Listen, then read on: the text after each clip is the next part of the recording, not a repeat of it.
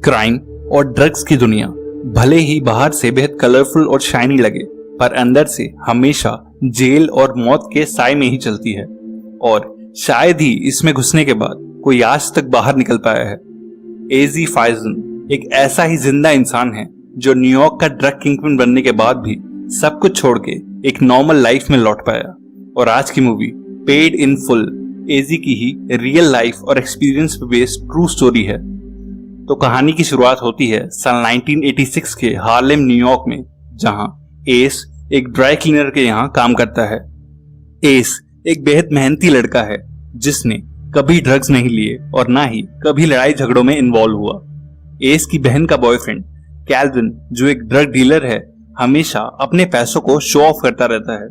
वो एस के घर की बिल्डिंग के ग्राउंड फ्लोर पे कोकेन बेचता है, पर एस हमेशा उसकी डीलिंग से दूर रहता है।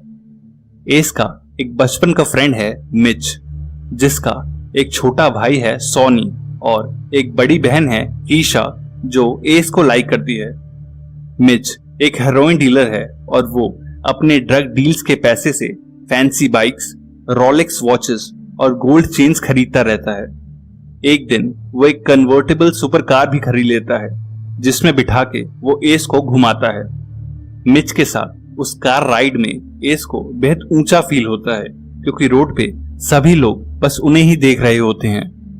मिच एस को भी अपने साथ ड्रग ट्रेड में आने का ऑफर करता है, पर एस को कभी ड्रग्स फैसिनेटिंग नहीं लगते, क्योंकि उसका इंटरेस्ट बस बास्केटबॉल में होता है।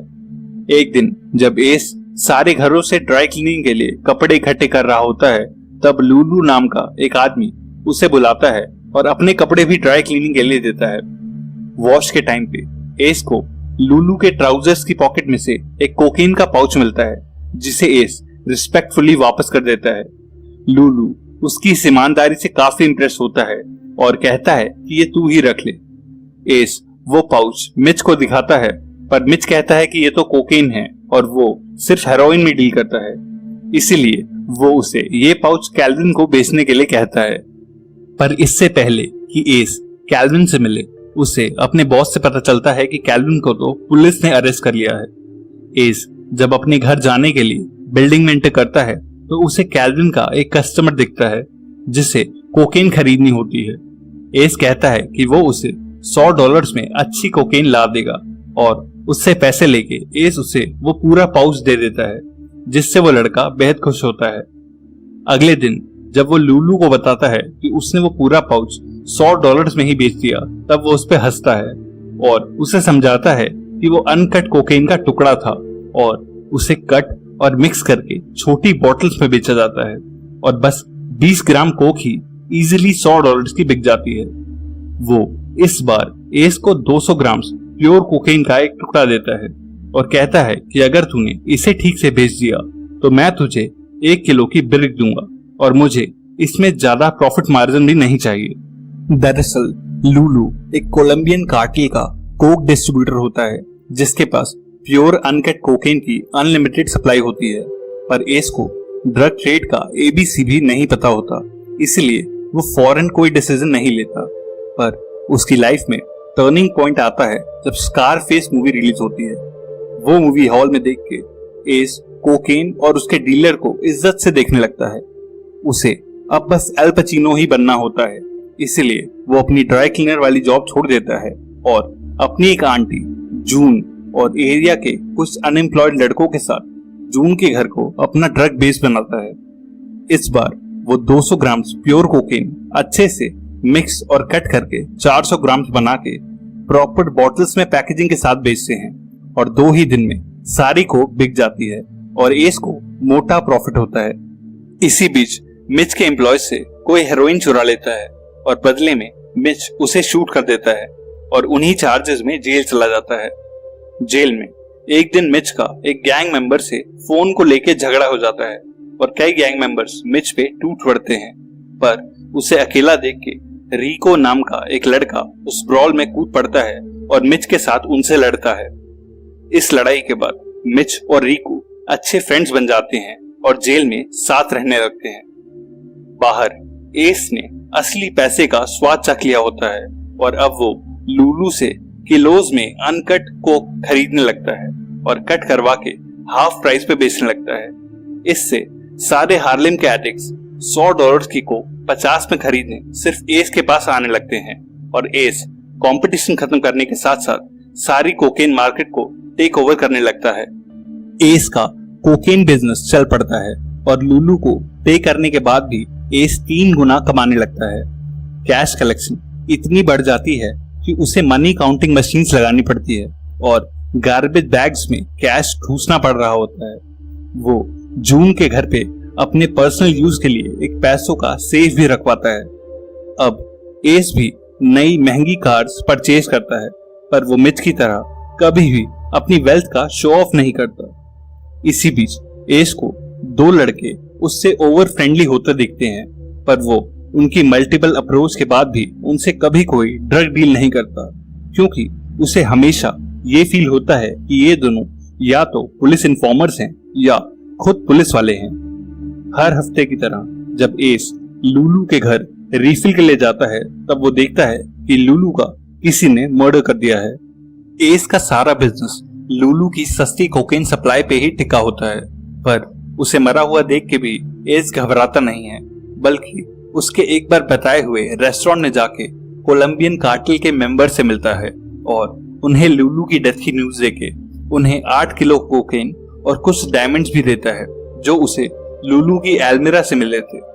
जब कार्टेल मेंबर्स पूछते हैं कि वो ये सामान लेके भाग क्यों नहीं गया, तो एस कहता है कि वो कोकेन बिजनेस में है और उसे उनकी वाली ही अनकट कोकेन चाहिए होती है, इसलिए वो ये पार्टनरशिप खराब नहीं करना चाहता।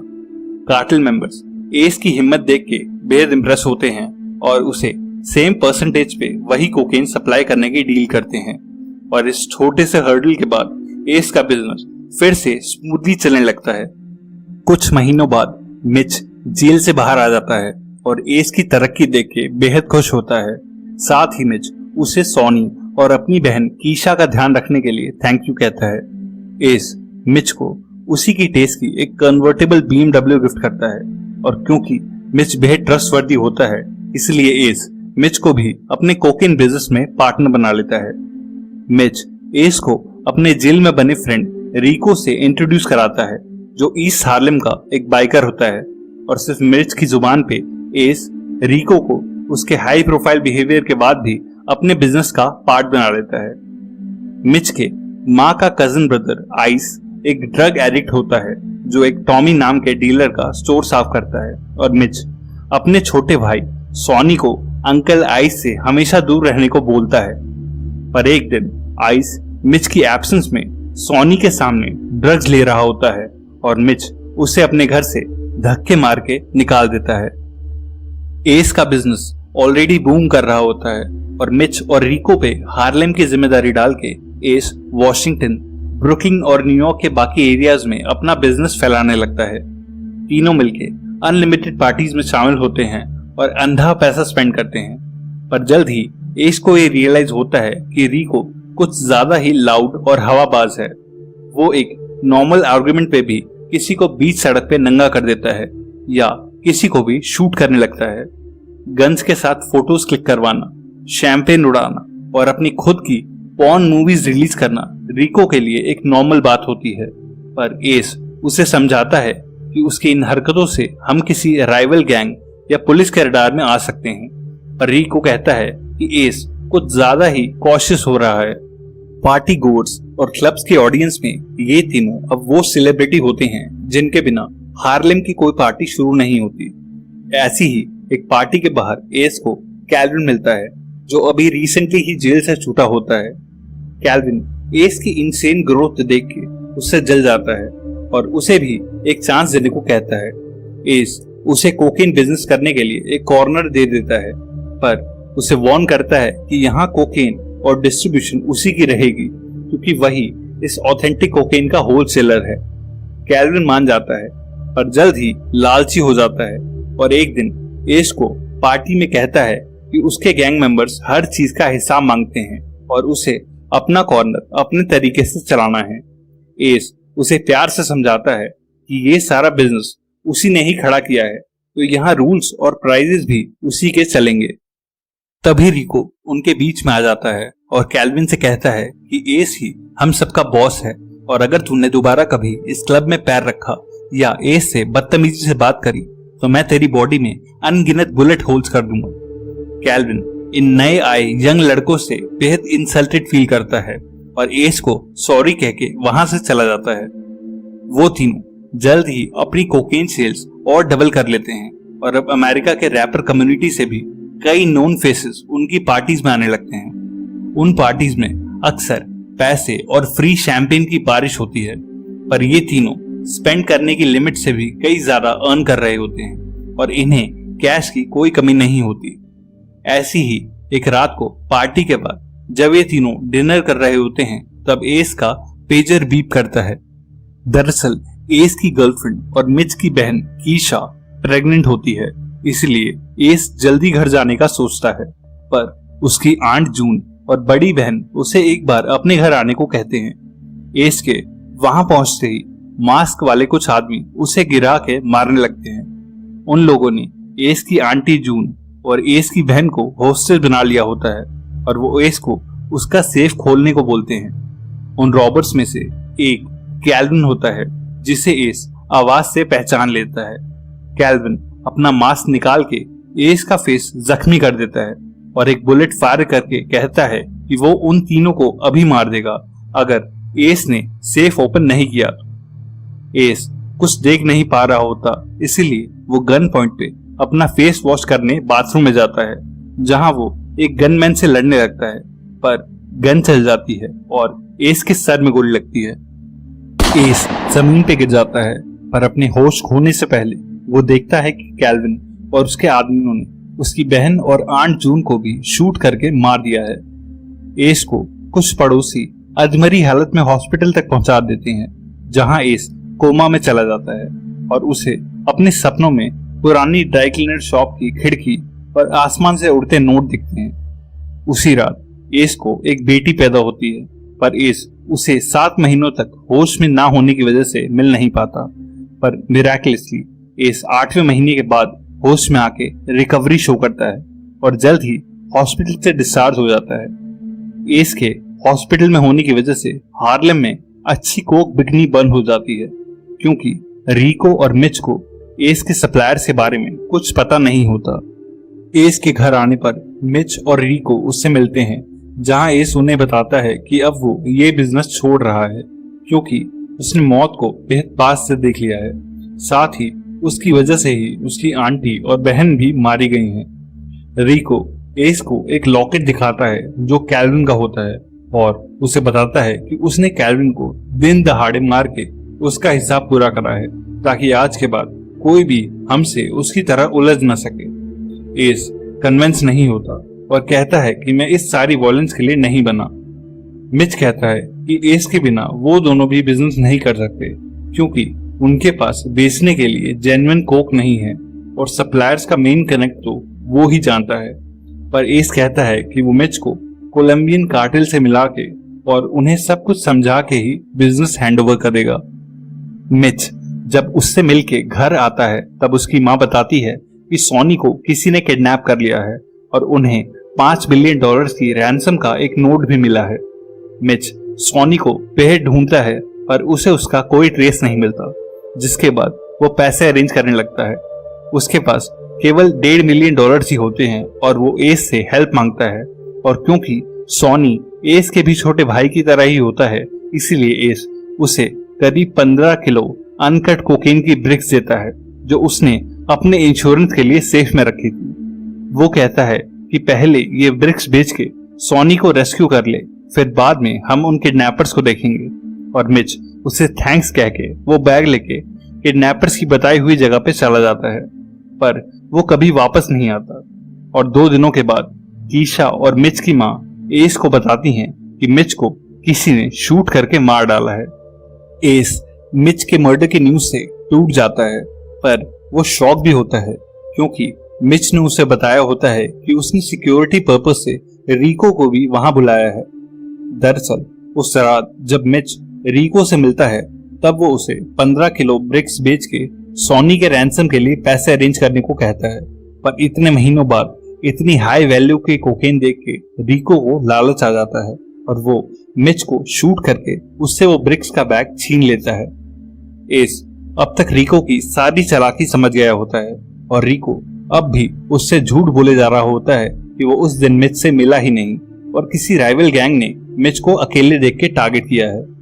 एस रिको कहता है कि मिच अब नहीं रहा और वो भी ये बिजनेस छोड़ रहा है, इसलिए वो अब उसे अपने कोलंबियन कनेक्ट से मिलवाएगा ताकि वो फ्यूचर में उनसे बिजनेस कर सके। एस कहता है कि कोलंबियंस को हमेशा कोकेन की हाफ पेमेंट एडवांस चाहिए होती है, पर अभी उसके पास इतने पैसे नहीं हैं, तो अगर तू पैसे अरेंज कर ले तो मैं तेरी उनसे सप्लाई के लिए मीटिंग करवा दूंगा।